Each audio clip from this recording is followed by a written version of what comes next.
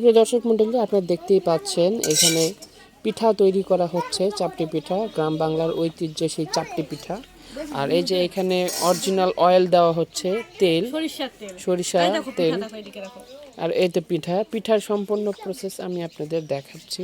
ওই যে দেখছেন প্রথমে পাটির মধ্যে একটু ঘুটাঘাটা দিয়ে নিল, ভিতরে আস্তরণ পড়ছে, সে আস্তরণ এই যে দিয়ে দিল কড়াইয়ের মধ্যে।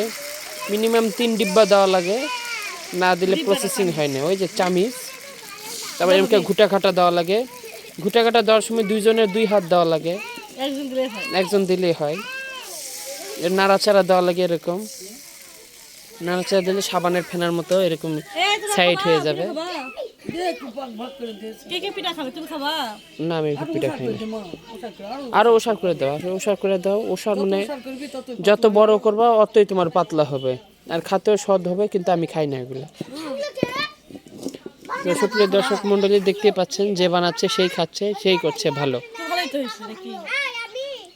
আর এরা আবার এই মুহূর্তে গন্ডগোল লেগে গেছে।